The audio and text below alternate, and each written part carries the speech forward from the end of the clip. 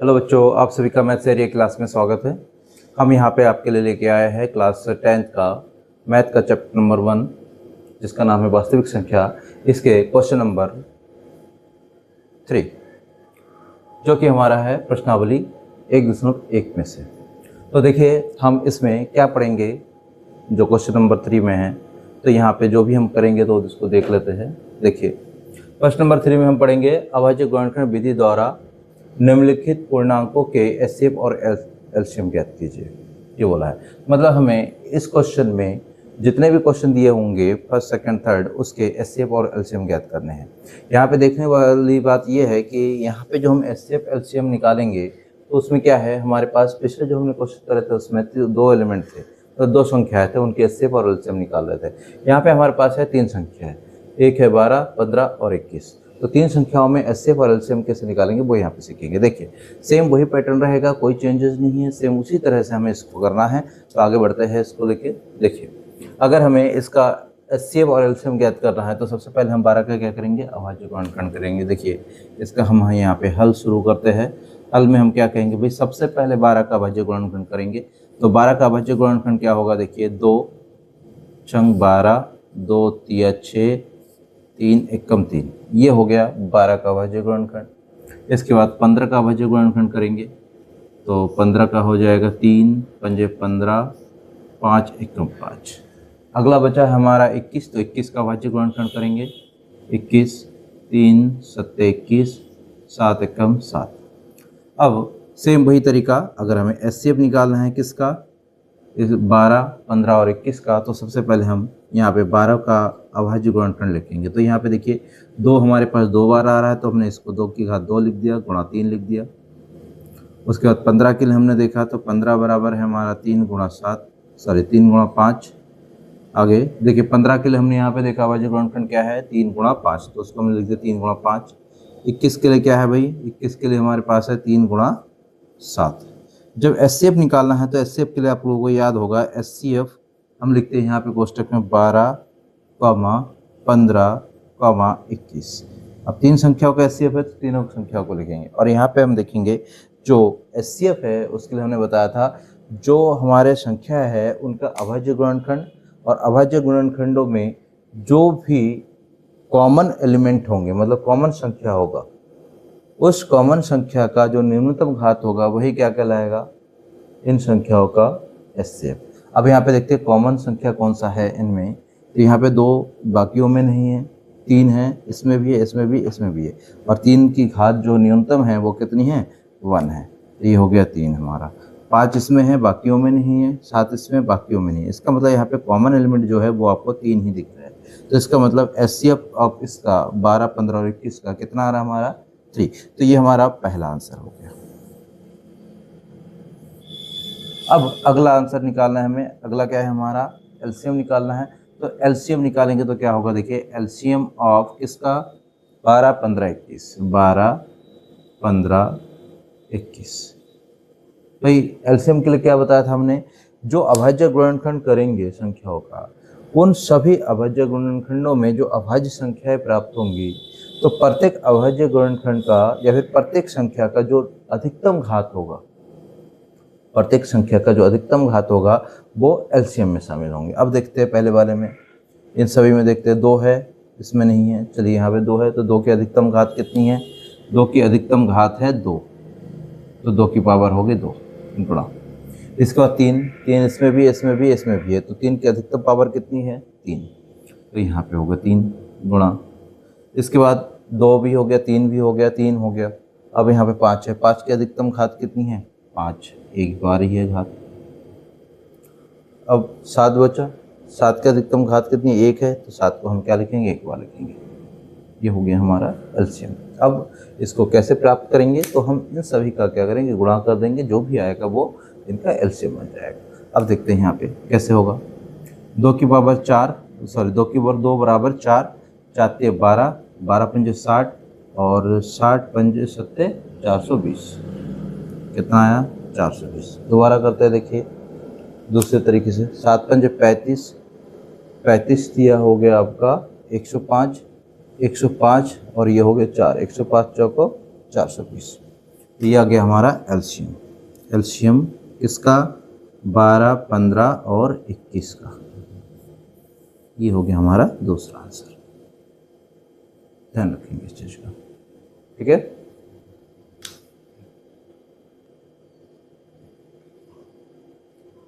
देखिए बच्चों, अगला हमारा जो क्वेश्चन है वो है सेकंड वाला। सेकंड में क्या बोला है? 17, 23 और 29 का एचसीएफ और एलसीएम ज्ञात करना है।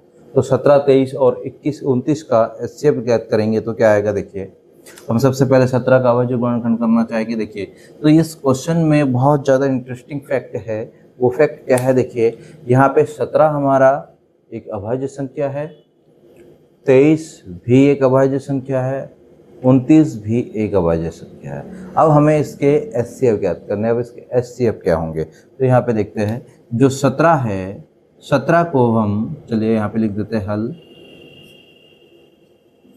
17 को हम क्या लिख सकते हैं भाई? 17 का अभाज्य गुणनखंड हो जाएगा केवल 17, ठीक है। 17 क्योंकि ऑलरेडी एक अभाज्य संख्या है तो इसको 17 ही लिख सकते हैं। दूसरा है 23, 23 भी एक अभाज्य संख्या है तो इसका 23 ही होगा। सिमिलरली 29 है, 29, 29 भी एक अभाज्य संख्या है तो 29 ही होगा। अब बात आती है कि हाँ, इसका एचसीएफ निकालेंगे तो एचसीएफ कितना होगा? तो एचसीएफ ज्ञात करने के लिए देखिए, मेन बात है यहाँ पे 17, 23 और 29, इनमें कोई भी कॉमन एलिमेंट हमें दिख नहीं रहा है, कोई भी कॉमन नंबर दिख नहीं रहा है। तो एक चीज़ हमें रख सकता है, मतलब 17 को हम 17 गुणा 1 लिख सकते हैं, 23 को हम 23 गुणा 1 लिख सकते हैं, 29 को हम 29 गुणा 1 लिख सकते हैं। अगर ऐसा लिख सकते हैं तो अब एचसीएफ की बात करते हैं। तो देखिए यहाँ पे, अतः एचसीएफ किसका? 17, 23, 29 बराबर कितना आ जाएगा भाई?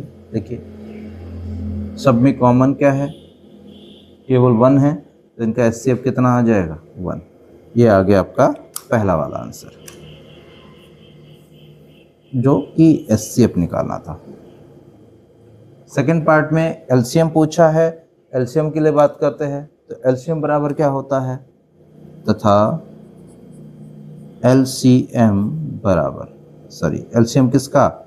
17, 23, 29। आप यहाँ पे डायरेक्टली एलसीएम बराबर भी लिख सकते हैं, देखिए ध्यान रखिएगा, लेकिन ये थोड़ा सा इफेक्टिव होता है इसलिए इसको लिखा जाता है। ये तरीका वैसे यही होता है, आप एलसीएम बराबर करके भी लिख सकते हैं, उसमें भी नंबर आपको पूरे मिलेंगे। अब यहाँ पे हमारे पास 17, 23 और 29 का एलसीएम ज्ञात करना है। तो हम क्या करेंगे भाई? जो भी अंक है या संख्या है, तो हमने कहा था प्रत्येक संख्या का क्या? अधिकतम घात। यहाँ पे हमारे पास 17 एक अभाज्य संख्या है तो 17 की अधिकतम घात 1 है, गुणा 23, 23 का अधिकतम घात 1 ही है, 29, 29 की अधिकतम घात 1 ही है।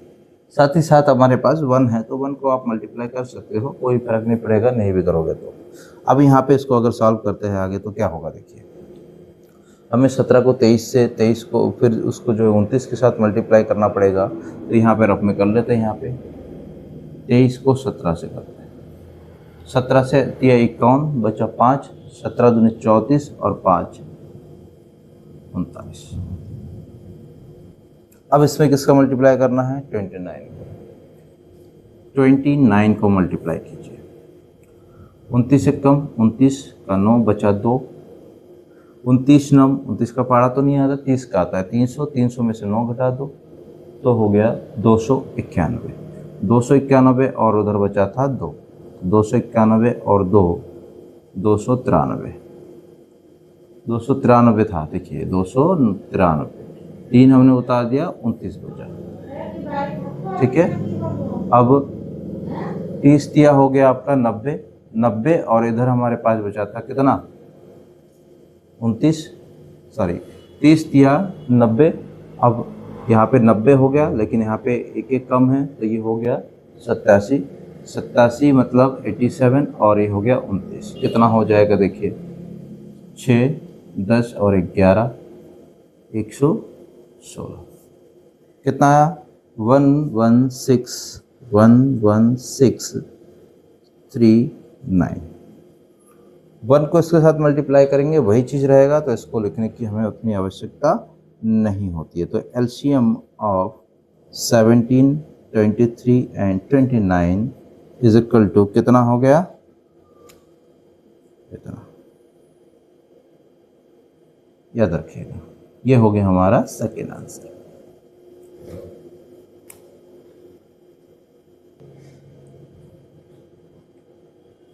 ठीक है बच्चों, तो समझ में आ गया होगा आपको सेकंड पार्ट भी। फर्स्ट पार्ट सेकंड पार्ट बता दिया।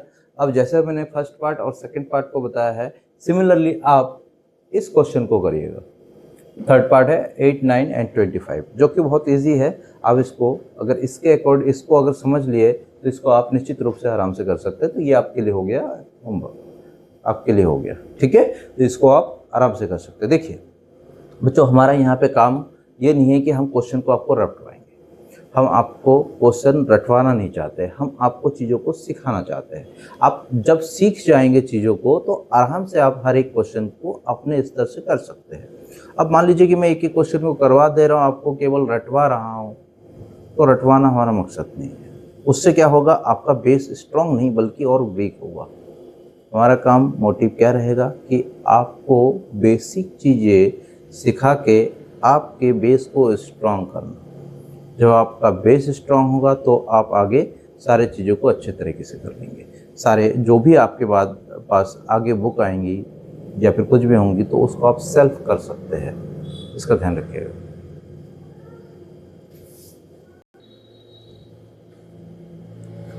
देखिए अगला प्रश्न है हमारा प्रश्न नंबर 4, जिसमें बोला गया है HCF of 306 and 657 equal to 9। ये दिया हुआ है। अब सब पूछा क्या गया है, एलसीएम ज्ञात कीजिए किसका, 306 और 657 का।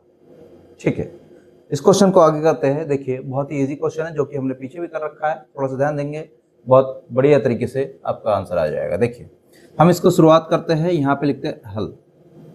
और क्या दिया हुआ है भाई, दिया है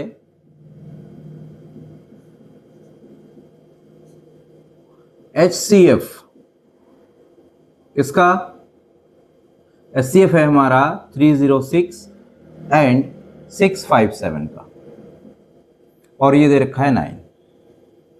ठीक है, हमें निकालना क्या है, एलसीएम निकालना है इसी का। तो आप लोगों को मैंने पहले ही फॉर्मूला बता रखा है। तो किस फॉर्मूले से, देखिए यहाँ पे हमने एक फॉर्मूला पढ़ा था कि दोनों संख्याओं का गुणनफल बराबर HCF इंटू एलसीएम। ठीक है, तो यहाँ पे हमने फॉर्मूला पढ़ा था, देखिएगा। तो चूंकि दोनों या फिर चूंकि HCF इंटू एलसीएम बराबर दोनों संख्याओं का गुणनफल,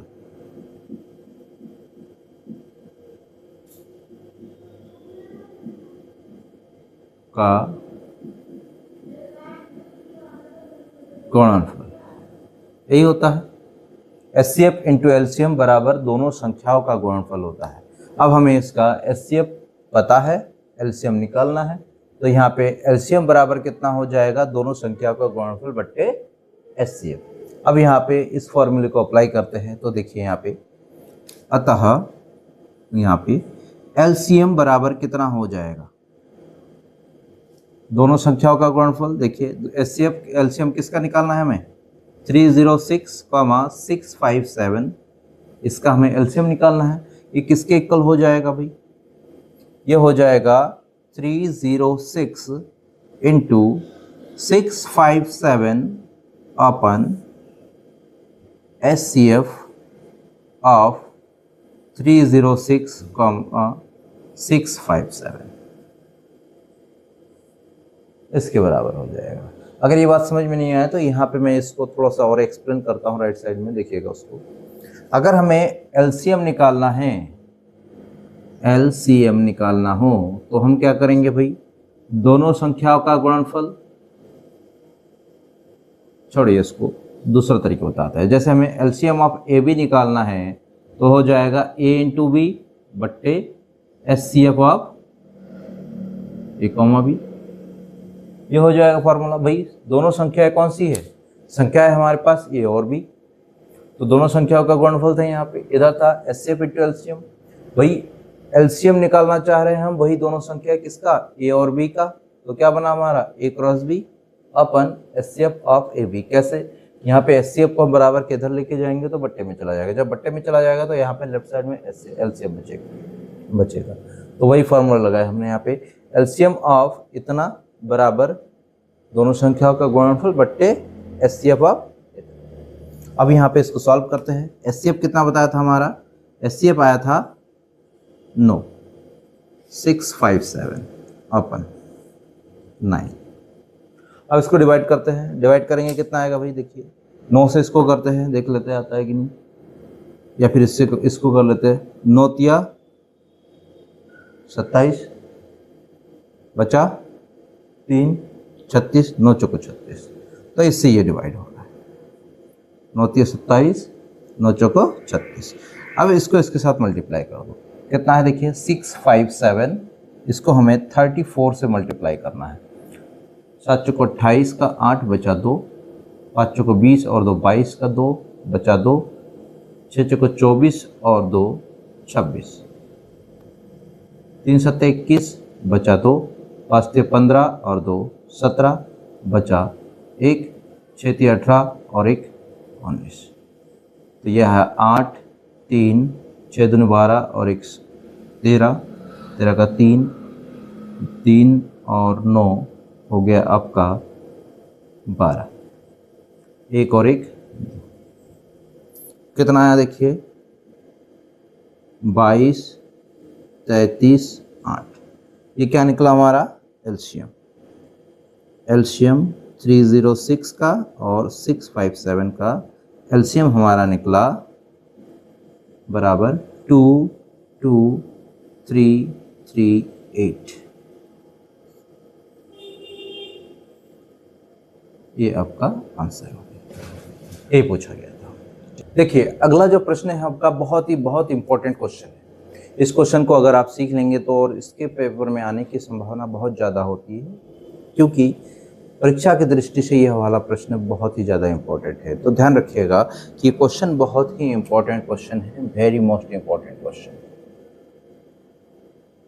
तो इस क्वेश्चन को आपको बेहतर तरीके से बनाना है, हालांकि बनाना तो आपको तैयार तो आपको सारे क्वेश्चन को बेहतर तरीके से इस क्वेश्चन पे फोकस करते हैं। ये थोड़ा सा डिफरेंट टाइप का क्वेश्चन है, इसलिए इसमें हमें ज़्यादा फोकस करना पड़ेगा, ठीक है। तो अब देखते हैं यहाँ पे क्या बताया गया है प्रश्न में। देखिए प्रश्न में बोला गया है जांच कीजिए कि क्या किसी प्राकृतिक संख्या n के लिए संख्या 6 की पावर n, संख्या क्या है हमारे पास 6 की पावर n, ध्यान रखिएगा संख्या है 6 की पावर n, अंक 0 पर समाप्त हो सकती है, ये बोला है।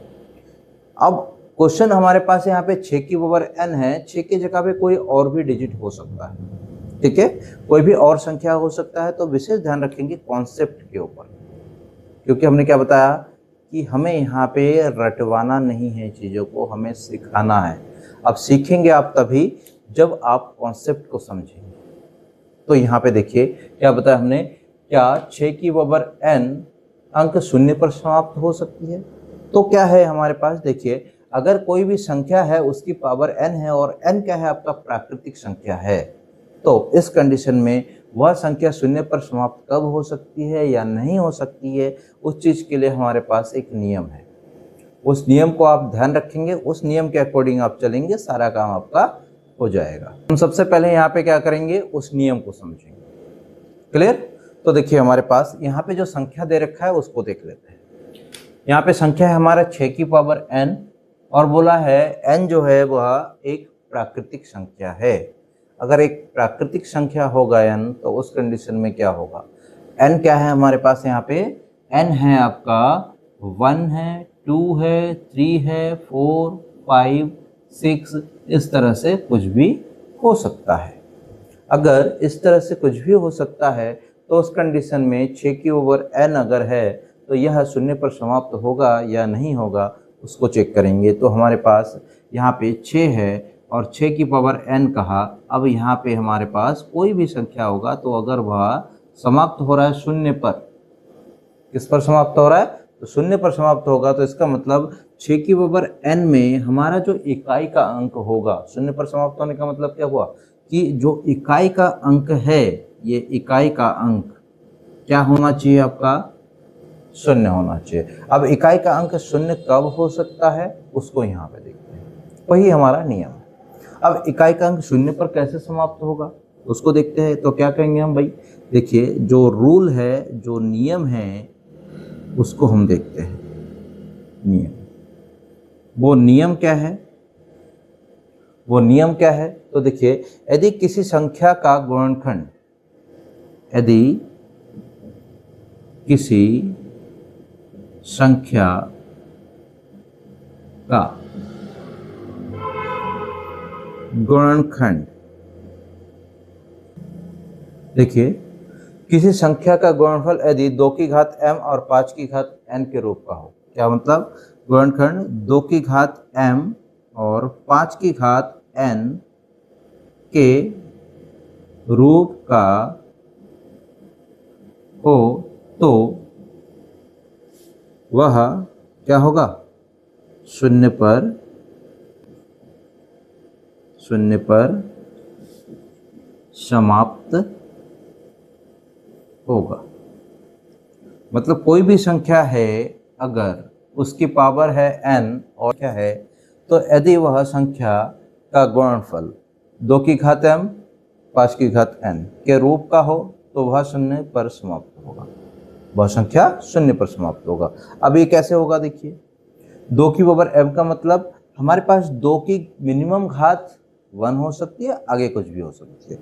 भाई 5 की मिनिमम पावर 1 हो सकती है, आगे कुछ भी हो सकता है। तो अगर वह उसकी मिनिमम पावर मतलब न्यूनतम घात 2 की घात 1 या 5 की घात 1 इस रूप का भी हुआ, तब भी वह क्या होगा? शून्य पर समाप्त होगा। क्यों? क्योंकि अगर 2 की घात 1 हुआ तो 2 हो जाएगा, 5 की घात 1 होगा तो 5 होगा, 2 गुणा 5 बराबर 10, तो 10 किस पे समाप्त हो रहा है? शून्य पे समाप्त हो रहा है। तो इस रूप से, ठीक है। तो रूल आप ध्यान रखिएगा कि जो रूल हमने यहाँ पे बताया है। अब हम क्वेश्चन पे आते हैं। देखिए यहाँ पे हम लिखते हैं, हम सबसे पहले क्या करेंगे? 6 का गुणनखंड करेंगे। तो 6 का गुणनखंड कैसे हो जाएगा? देखिए 6 का गुणनखंड 2 या 6 3 1 कम 3, ये हो गया 6 का गुणनखंड। अब 6 का गुणनखंड ये हो गया। अब इसको लिखते हैं। देखिए 6 बराबर क्या है हमारे पास? 2 गुणा 3। 6 बराबर है 2 गुणा 3। क्या 6 जो है उसका गुणनखंड है, उसमें क्या यह 2 की घात m और 5 की घात n के रूप का है क्या? बिल्कुल नहीं है। अगर इसमें 1 2 आ गया, 1 और 5 भी आ जाता तो भी हम कहते हैं कि हाँ ये 2 की घात m और 5 की घात n के रूप का है, लेकिन ऐसा नहीं है। अगर ऐसा नहीं है तो हम क्या कहेंगे? तो यहाँ पे लिखेंगे चूंकि संख्या, देखिए आगे, चूंकि संख्या 6 का गुणनखंड, यहाँ पे 6 का गुणनखंड है 2 की घात m 5 की घात n के रूप का नहीं है, अतः 6 की पावर n, 6 की पावर n था, 6 की पावर n कभी भी शून्य पर समाप्त नहीं हो सकता। ध्यान रखिएगा। देखिए अगला प्रश्न है हमारा प्रश्न नंबर 6। क्या बताया है? देखिए व्याख्या कीजिए कि इतना और इतना दो संख्या है, लेकिन वो गुणनखंड के रूप में रिप्रेजेंट करा है। भाज्य संख्या है। क्या है? भाज्य संख्या है। अब यहाँ पे अगर ये वाला और ये वाला भाज्य संख्या है, इसको हमें व्याख्या करना है, बताना है, तो पहले हम पीछे जो पढ़े हुए चीज़ें है उसको रिकॉल करते हैं। क्या है? ध्यान दीजिए, अगर कोई भाज्य संख्या होगा तो उसके साथ क्या होना चाहिए? भाई अगर कोई भी भाज्य संख्या है तो भाज्य संख्या का डेफिनेशन हमने बताया था, यदि कोई संख्या भाज्य संख्या है तो उसके क्या होंगे? दो से अधिक गुणनखंड होंगे। क्लियर? यदि कोई भाज्य संख्या है तो उसके 2 से अधिक गुणनखंड होंगे, और अगर कोई अभाज्य संख्या होगा तो क्या होंगे? उसके केवल 2 ही गुणनखंड होंगे। याद है? तो इसको यहाँ पे देखते हैं। अगर ये बात समझ में नहीं आए तो एक एग्जांपल के थ्रू यहाँ पे पहले समझा लेते हैं, फिर आगे क्वेश्चन पे बात करेंगे। क्या बताया? डेफिनेशन याद रखिएगा। यदि कोई संख्या भाज्य संख्या है तो उसके 2 से अधिक गुणनखंड होंगे। तो यहाँ पे देखते हैं, जैसे हमें कोई भी एक भाज्य संख्या ले लेते हैं, जैसे हमारे पास 9 है। 9 एक भाज्य संख्या है, तो देखते हैं 9 को हम क्या लिख सकते हैं। 9 का गुणनखंड क्या होगा? एक गुणनखंड हो जाएगा 9 का कितना? स्वयं 1। दूसरा गुणनखंड हो जाएगा 3। तीसरा गुणनखंड क्या हो जाएगा? 9। मतलब 9 जो है वो 1 से भी विभाजित हो जाएगा, तो इसका मतलब 9 का एक गुणनखंड 1 है। 3 से भी विभाजित हो जा रहा है, इसका मतलब 9 का एक गुणनखंड 3 भी है। 9 से भी विभाजित हो जा रहा है, इसका मतलब 9 का और एक गुणनखंड 9 भी है। अगर किसी भी संख्या के 2 से अधिक गुणनखंड हो तो वह संख्या आपका क्या कहलाएगा? भाज्य संख्या कहलाएगा। या फिर इसका दूसरा डेफिनेशन हमने बताया, यदि कोई संख्या 2 संख्याओं से अधिक संख्याओं से विभाजित होती है तो वह संख्या भाज्य संख्या कहलाएगी। तो यहाँ पे हो रहा है ना, 9 जो है 1 से भी विभाजित हो रहा है, 3 से भी विभाजित हो रहा है, पर 9 से भी विभाजित हो रहा है, इसका 2 से अधिक संख्याओं से विभाजित हो रही है, तो इसका मतलब यह भाज्य संख्या है। ठीक, तो यहाँ पे हम इसको देखते हैं, क्या यह भाज्य संख्या है या नहीं है। अगर भाज्य संख्या होंगे तो उसके 2 से अधिक गुणनखंड होंगे। हम 2 से अधिक गुणनखंड वाला कॉन्सेप्ट लेके यहाँ पे चलेंगे। देखिएगा, तो यहाँ पे हम इसको सॉल्व करना शुरू करते हैं। तो देखिएगा हल क्या होगा भाई, पहले लिख लेते हैं 7 × 11 × 13 + 13। समझना आगे, इसमें भी 13 है, इसमें भी, ये गुणा में है, ये प्लस में 13 है, तो दोनों में से हम 13 को कॉमन ले लेते हैं। क्या बचेगा? 7 × 11 + 1। आगे सॉल्व करते हैं। 13 यहाँ पे क्या बचा? 7 को 11 से मल्टीप्लाई करेंगे तो 77 + 1।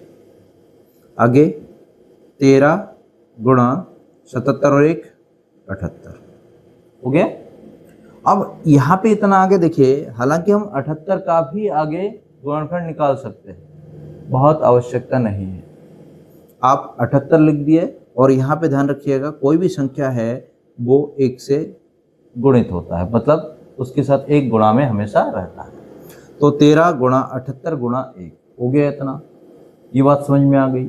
ठीक है, अगर ये बात समझ में आ गई तो अब यहाँ पे हम चीज़ों को देखते हैं।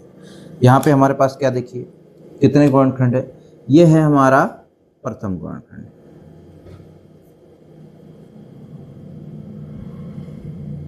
ये वाला है हमारा दूसरा गुणनखंड, ये वाला है हमारा तीसरा गुणनखंड।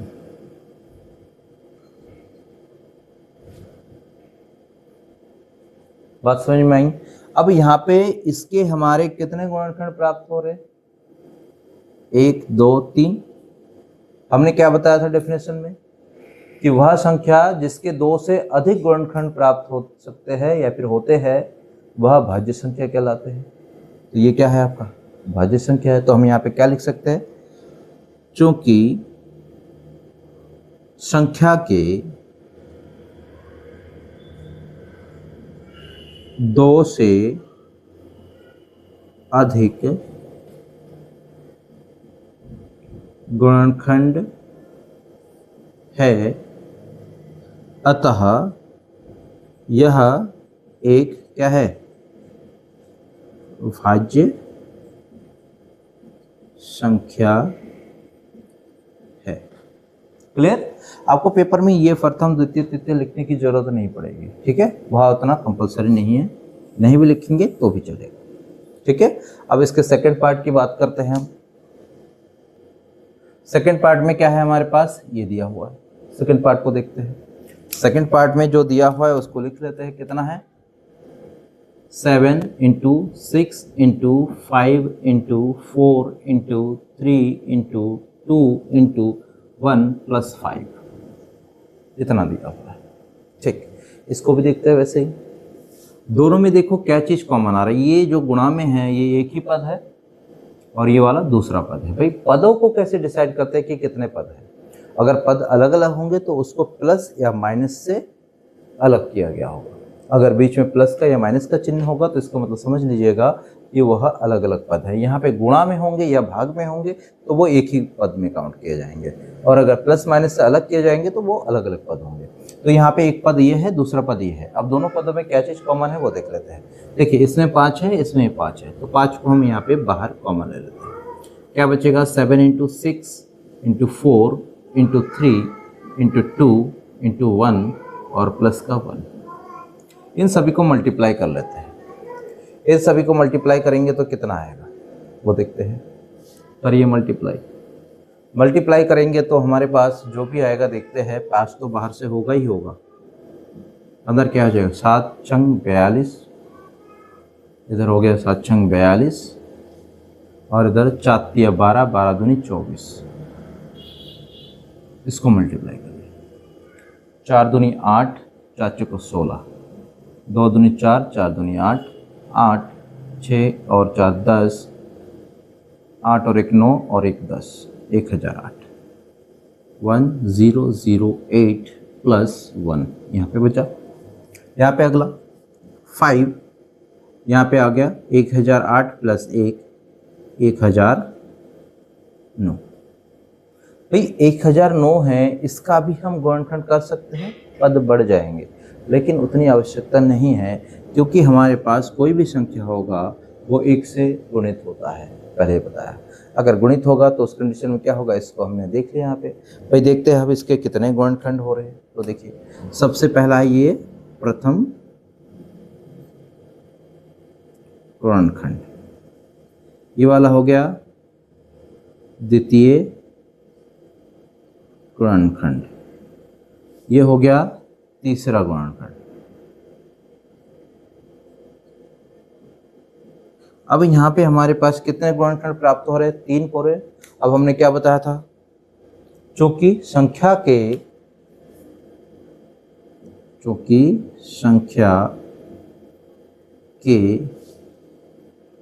2 से अधिक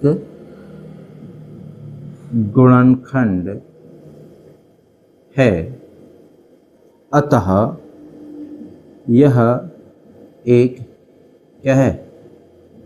भाज्य संख्या है।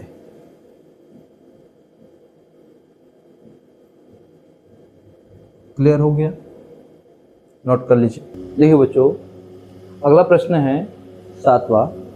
इसमें पूछा गया है, बोला गया है किसी खेल के मैदान के चारों ओर एक वृत्ताकार पथ है। बोला गया है कोई खेल के मैदान के चारों ओर एक वृत्ताकार पथ है। इस मैदान का एक चक्कर लगाने में सोनिया को 18 मिनट लगते हैं, जबकि इसी मैदान का एक चक्कर लगाने में रवि को 12 मिनट लगते हैं। मान लीजिए वे दोनों एक ही स्थान और एक ही समय पर चलना प्रारंभ करके एक ही दिशा में चलते हैं। कितने समय बाद वे पुनः एक ही स्थान पर, पुनः प्रारंभिक स्थान पर मिलेंगे? समझिएगा, प्रश्न को पढ़ते हैं और दोबारा से यहाँ पे हम चीज़ों को लिखना शुरू करते हैं। जब तक हम प्रश्न को पढ़ के समझेंगे नहीं, डायग्राम नहीं बना पाएंगे, मस्तिष्क में माइंड मैप नहीं बना पाएंगे, तब तक हम क्वेश्चन को हल नहीं कर पाएंगे। तो हमारा सबसे पहला मोटिव क्या होगा? इस टाइप के क्वेश्चन में सबसे पहले प्रश्न को पढ़ना है, उसमें क्या बताया जा रहा है उसको समझना है। समझने के बाद उसको हमने अपने माइंड में सेट करना है कि एक्चुअल में ये क्या कहना चाह रहा है। एक माइंड मैप तैयार करना है। तो यहाँ पे हम इस प्रश्न को पढ़ के एक मैप तैयार करते हैं, उसको देखते हैं क्या है। क्या बोला है? देखिए, किसी खेल के मैदान के चारों ओर एक वृत्ताकार पथ है। कोई एक खेल का मैदान है, मान लेते हैं बोर्ड पूरा का पूरा हमारा खेल का मैदान है। अब किसी खेल के मैदान के चारों ओर एक वृत्ताकार पथ है। जो खेल का मैदान है उसके चारों ओर एक वृत्ताकार पथ है। तो हमारे पास देखिए पूरा बोर्ड नहीं, बल्कि हम यहाँ पे मान लेते हैं कि जो वृत्ताकार पथ है वो कुछ इस प्रकार का है। वृत्ताकार पथ जो होगा वो वृत्त के आकार का होगा। ये हमारा वृत्त हुआ और पथ मतलब रास्ता, जो कि कुछ इस प्रकार से है। ये हमारा वृत्ताकार पथ, ये रास्ता है रोड, ऐसे करके ये इधर बढ़ रहा है, समझिएगा, ये हमारा रोड है। दोबारा देखिए, किसी खेल के मैदान के चारों ओर एक वृत्ताकार पथ है। इस मैदान का एक चक्कर लगाने में सोनिया को 18 मिनट लगते हैं। अब ये जो हमारा है रोड मैदान में, इसका एक चक्कर लगाने में, पूरा राउंड कंप्लीट करने में सोनिया को 18 मिनट लगते हैं, जबकि इसे मैदान का एक चक्कर लगाने में रवि को 12 मिनट लगते हैं। दो अलग अलग लोग हैं। पहला है सोनिया, जिसको इसका एक चक्कर लगाने में 18 मिनट लगते हैं, वही रवि जो है इसका एक चक्कर 12 मिनट में कंप्लीट करता है। आगे, अब सोनिया जो है 18 मिनट में और रवि 12 मिनट में कंप्लीट कर रहा है। तो यहाँ पे चीज़ों को थोड़ा सा लिखते हैं या फिर समझ लेते हैं पहले। मान लीजिए वे दोनों एक ही स्थान और एक ही समय पर चलना प्रारंभ करते, मतलब दोनों जो है एक ही समय में एक ही स्थान से, मान लेते ये उनका स्टार्टिंग पॉइंट है, यहीं से दोनों एक ही समय में चलना प्रारंभ कर रहे हैं, ठीक है, और एक ही स्थान से ये स्थान है। यहाँ से चल रहे हैं कौन कौन, पहले सोनिया और दूसरा रवि, दोनों यहीं से चलना प्रारंभ करते हैं एक ही समय में एक ही स्थान से। आगे बोला है चलना प्रारंभ करके एक ही दिशा में चलते हैं, दिशा भी एक ही है दोनों की, एक ही दिशा में चलते हैं। बोला गया है कितने समय बाद वे पुनः प्रारंभिक स्थान पर मिलेंगे, मतलब कितने समय बाद पुनः दोनों जो है अपने इसी स्थान पर मिलेंगे। समझ में आई? अब यहाँ पे एक चीज समझिए, अब अगर रवि और सोनिया यहाँ से चलना शुरू कर रहे हैं तो दोनों भाई चलते रहेंगे, यहाँ पे जरूर मिलेंगे, पुनः कभी यहाँ पे मिलेंगे, निश्चित रूप से मिलेंगे। अब मान लीजिए चलना शुरू कर रहे हैं तो पहले एक बार मिलेंगे, यहाँ पे एक वो समय होगा, फिर अगर वो चलता ही रह रहा है तो फिर मिलते रहेंगे, फिर मिलेंगे, फिर मिलेंगे, फिर मिलेंगे। मान लो दिन भर वह इसके चारों ओर चक्कर काट रहा है, चलना शुरू कर रहा है, तो कई बार होगा कि यहाँ पे वो दोनों एक साथ मिलेंगे। अब अगर कई बार यहाँ पे मिल रहे हैं तो कई बार मिलने पर जो आपका यहाँ पे पूछा जा रहा है तो क्या बोला, कितने समय बाद वे पुनः प्रारंभिक स्थान पर मिलेंगे, तो कितने समय बाद पुनः प्रारंभिक स्थान पर मिलेंगे वो चीज कैलकुलेट करनी है। और वह आपका पहली बार भी हो सकता है, दूसरी बार भी हो सकता है, तीसरी बार भी हो सकता है। तो हमें ऐसे करके अगर निकालेंगे, मान लो 4 दिन तक चलते रहे तो कितनी बार मिल लेंगे, तो हमें वो सारे नहीं निकालने हैं। हमें क्या निकालना है, जो पहली बार वो दोनों यहाँ पे अपने प्रारंभिक स्थान पे मिलेंगे, वही पहले बार को हमसे पूछा गया है।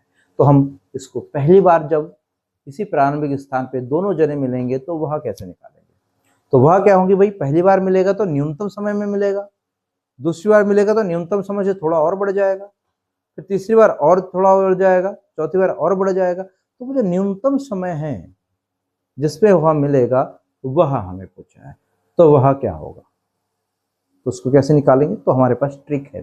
देखिएगा, अगर हमारे पास अधिकतम समय के लिए बात करते हैं अधिकतम, तो अधिकतम के लिए हम क्या करेंगे भाई, अधिकतम के लिए हम यहाँ पे एचसीएफ निकालेंगे, दोनों का एचसीएफ निकालेंगे, किसका, रवि और सोनिया का एचसीएफ निकालेंगे। और अगर न्यूनतम की बात कर रहे हैं तो न्यूनतम के लिए क्या यूज करेंगे, एलसीएम। ध्यान रखिएगा, ये ट्रिक है हमारा, अगर इसको याद रखा तो काम हो जाएगा, ठीक है। तो अगर हमसे यहाँ पे जो पूछा गया है तो हम कौन सा वाला निकालेंगे, अधिकतम वाला निकालेंगे कि न्यूनतम। अधिकतम तो कुछ भी हो सकता है, मान लीजिए कि 1 घंटे तक चला तो अधिकतम उसमें कुछ आएगा, 2 घंटे तक चला तो कुछ और आएगा, 3 घंटे तक चला तो कुछ और आएगा, 1 दिन तक चला कुछ और आएगा, 2 दिन तक चला कुछ और आएगा। लेकिन यहाँ पे हमारा अधिकतम कुछ फिक्स नहीं है। अब तो कौन सा वाला निकालेंगे भाई, न्यूनतम, जो वो पहली बार दोनों पुनः इसी स्थान पर मिलेंगे तो वो वाला पूछा है, तो वो कैसे निकलेगा, तो वो न्यूनतम है, तो न्यूनतम के लिए हमने क्या बताया भाई, एलसीएम निकालेंगे। बात क्लियर है यहाँ तक की? अगर ये क्लियर है तो यहाँ पे हम इसको आगे सॉल्व करते हैं। देखिए क्या बताया है, फिर पुनः करते हैं हम, करते हैं। किसी खेल के मैदान के चारों ओर एक वृत्ताकार पथ है, इस मैदान का एक चक्कर लगाने में सोनिया को 18 मिनट लगते हैं, ठीक है, तो यहाँ पे हम शुरू करते हैं, समझिएगा। यहाँ पे मैं हल लिख रहा हूं। एक चक्कर या फिर सोनिया को, देखिएगा यहाँ पे, सोनिया को एक चक्कर लगाने में कितना समय लगता है? लगा समय बराबर 18 मिनट। याद रखिएगा, सोनिया को एक चक्कर लगाने में कितना समय लगता है? 18 मिनट। वहीं रवि को एक चक्कर लगाने में कितना समय लगता है? वो है 12 मिनट। 18 minute 12 minute. अब हमें क्या बताना है भाई कि कितने समय बाद यह पुनः अपने उसी स्थान पर मिलेगा। कंडीशन यहाँ पे ये भी बता रखा है कि जबकि इसी मैदान का एक चक्कर लगाने में रवि को 12 मिनट लगता है, मान लीजिए वे दोनों एक ही स्थान और एक ही समय पर चलना प्रारंभ कर। ये स्थान हमने निर्धारित कर दिया और एक ही दिशा में चल रहे हैं एक ही समय से, तो कितने समय बाद यह पुनः अपने प्रारंभिक स्थान पर मिलेंगे। तो उसके लिए हमने क्या बताया अभी भाई कि दोनों का एलसीएम निकालो। एलसीएम कैसे निकालेंगे? तो हमारे पास क्या है यहाँ पे, प्रश्नानुसार क्या पूछा है पहले देख लेते हैं। प्रश्नानुसार हमें क्या निकालना है? प्रश्नानुसार हमें ये निकालना है कि दोनों का एलसीएम ऑफ 18 एंड 12 ये जो है क्या है, ये निकालना है। ये निकालेंगे, यही हमारा उत्तर हो जाएगा। अब इनका एलसीएम कैसे निकालेंगे? तो वही प्रोसेस है हमारा पुराना। 18 का गुणनखंड करो, 2 9 18, 3 3 9, 3 एकम 12 का गुणनखंड कर लिया। अब जो है 12 का गुणनखंड करते हैं। 12 का गुणनखंड करेंगे तो 12 ये हो गया, 2 छंग 12, फिर 2 से दे दो, 2 3 6, फिर 3 से दे दो, 3 एकम 3। क्या देखिए अब आगे क्या कर सकते हैं हम। 18 को अगर लिखेंगे तो 18 बराबर 2 एक बार आ रहा है, तो 2 गुणा 3 2 बार आ रहा है, 3 की घात 2 हो गया। क्लियर? अब है 12, तो 12 को हम क्या लिख सकते हैं भाई, 2 कितनी बार, 1 2 बार आ रहा है, तो 2 की घात 2 गुणा 3 कितनी बार आ रहा है, 1 बार। अब क्या निकालना है? इनका एलसीएम निकालना है। तो एलसीएम कितना हो जाएगा भाई, देखो यहाँ पे। अतः एलसीएम ऑफ किसका 18 और 12 का, 18, 12 बराबर कितना हो जाएगा एलसीएम। एलसीएम में हमने क्या बताया था, जो भी आपके संख्याएं होंगे उनका हम पहले गुणनखंड करेंगे। गुणनखंड करने के पश्चात जो अभाज्य संख्याओं का गुणन आएगा, तो दोनों संख्याओं के जो अलग अलग या फिर प्रत्येक जो अभाज्य संख्या है उनका जो अधिकतम घात है दोनों में, उनको हम यहाँ पे एलसीएम में इंक्लूड करते हैं। तो यहाँ पे देखिए 2 है हमारी पहली अभाज्य संख्या, और दोनों में देखिए 2 की अधिकतम पावर कितनी है, 2 है, तो इसको हमने ले लिया, 2 की घात 2 गुणा दूसरा अभाज्य संख्या है 3, और 3 की अधिकतम घात कितनी है, वो भी 2 है, तो उसके हम 3 की घात भी 2 कर लेते हैं। अब इसको सॉल्व करते हैं, कितना आएगा देखो, 2 की घात 2 बराबर 4, 3 की घात 2 बराबर 9, और दोनों का कितना आया गुणा करके, 4 9 36। तो यहाँ पे एलसीएम किसका, 18 और 12 का कितना आ गया, 36। तो ये हमारा बराबर हो गया, यही हमारा आंसर भी है। अब यहाँ पे हम इसको थोड़ा सा एक्सप्लेन करेंगे। क्या एक्सप्लेन करेंगे? अतः वे दोनों 36 मिनट पश्चात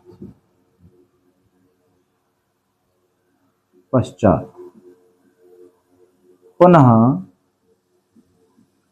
एक ही स्थान पर या फिर उसी जगह पर मिलेंगे, उसी जगह पर मिलेंगे।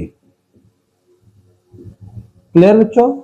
ये आपका प्रश्नावली 1.1 कंप्लीट हुआ।